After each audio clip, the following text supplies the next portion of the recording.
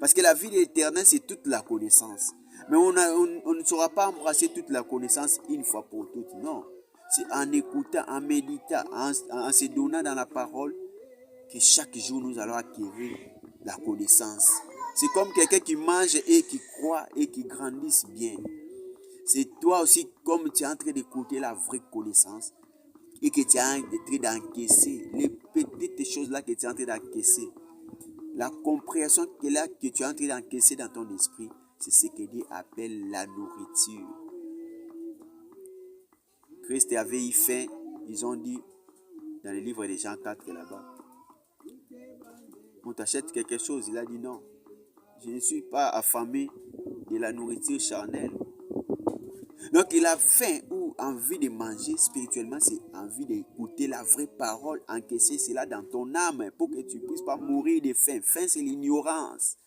La faim, c'est envie d'avoir quelque chose. Celui qui a faim, c'est celui qui a envie d'avoir quelque chose pour manger. Celui qui a faim spirituellement, c'est celui qui n'a pas la connaissance, qui cherche à encaisser beaucoup. Donc Christ avait envie de remplir son esprit de Saint-Esprit. C'était ça, le 1/10 qu'il a entré d'encaisser dans son cœur. Donc la dîme ne se donne pas à quelqu'un, mais la dîme, Dieu en a besoin et il le prend comment?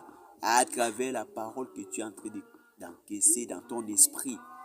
Ce que tu es en train d'écouter là, à travers la vérité que j'enseigne maintenant, la vérité qui sort de la bouche des anges que nous sommes, c'est cette vérité-là que tu vas commencer à encaisser. L'épée que tu as encaissé, tu es en train d'encaisser dans ton cœur là, c'est ce que Dieu appelle le 1/10 de la vie éternelle, qui est le salaire. Si tu n'arrives pas à faire ceci, tu n'auras pas le part dans le royaume des cieux.